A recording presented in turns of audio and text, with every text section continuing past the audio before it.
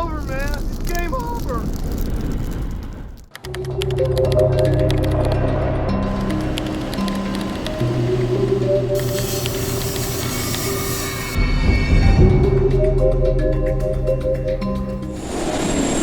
Hey everybody, welcome back to the channel. Alright, so today we're going to be doing something. We're going to be listening to and following the instructions of Ninjon, who put up a video of how to be lazy but still get your miniatures painted. And we're going to do that exactly with the citrids from Nemesis Lockdown. So let's listen to what he's saying here. Very simply, just using this sucker. No matter what color I'm going to end up painting these miniatures, I'm always going to start with a white primer. So I did just that. I put a white primer on all my, I think it's chitrids or kitrids, I'm not sure. Let's listen to what else he has to say. We're going to come back through with the airbrush again, and we're going to put the main color all over the model. Alright, so let's pick a main color. I went with Unforgiven Green, which is a tad dark actually, and I realized this way later on in the painting process that it may not have been the best underpainting idea, like the best base coat idea here. And he also mentions that you should just put it on lightly and then come back with a underbrushing or airbrushing underneath to get just the shadows. I didn't do that. I just went pretty much everywhere.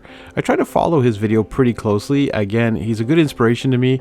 I was also having some trouble with my airbrush for some reason in this, and I realized somehow my PSI was set down to like 5, and I don't know what happened there. So anyways, I adjusted that and got my PSI back up and ended up to be able to base coat the rest of these miniatures. I don't know what was going on here. However, the green is pretty cool. These are weird looking plant aliens for Nemesis Lockdown. This is from the stretch goals box. You asked, I listened. Alright, I'm gonna let you guys hear what Ninjon has to say next as we move on. We're going to do what's called a zenithal here. Alright, thanks Ninjon. Yep, zenithal highlight here, but we're using Leviathan light from the air paints, and I'm just going from above, trying, and then at the end going back on the top parts where the most light would hit these cool looking aliens.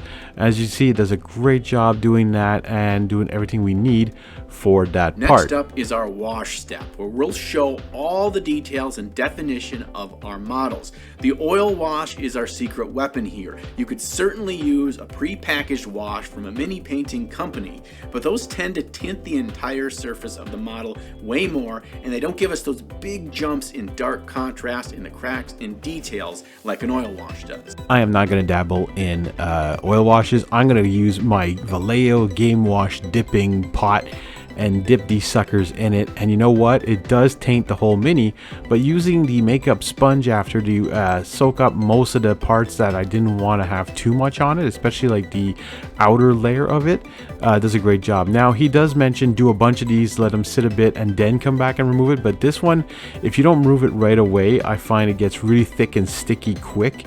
However, it doesn't dry fast, and I'm talking like at least a good 12 hours before it's completely dry, not sticky anymore, and is actually going to stay to the miniature. That's just to make sure it gets all into the nooks and crannies, but I do love this wash. However, now is where this green undertone and all that has now left, I find. Technically, I should have used a green wash, some sort of either a shade from Citadel. Anyways, I was having a hard time here with this big sucker. I was like, oh, he don't fit. So you just take a really old brush or a brand new brush or something you haven't used before, and my bristles were so tight on there that I had to go back and press it down a bit just to get the brush, and I'm going on there very heavy, dipping it all, but I'm still going to come back with the makeup sponge and absorb all the parts that are pretty much on the raised areas, leaving the recesses nice and dark. All right, now like I said, this is about 12 hours, but I'm going to leave it a little longer. 24 hours later. Alright, taking out my dry palette and my trusty Army Painter Masterclass dry brush and some mossy green. We're going to do a dry brush, just like Ninjon says right here. Here we want to push them back up again. So just take a bright ivory color and go over all the heads and shoulders and interesting details of the model really quickly and move on to the next one.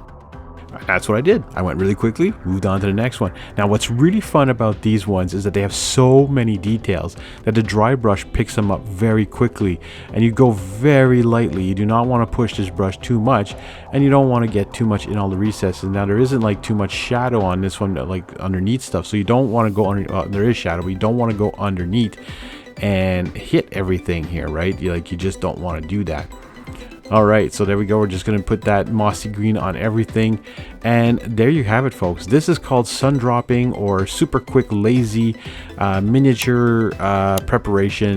Anyways, however, if you do become a member of the YouTube channel or a patron on Patreon, you'll have access to an exclusive video where I actually put color to these shitrids, or kithrids. I want to thank you guys for watching, and we'll see you all in the next one.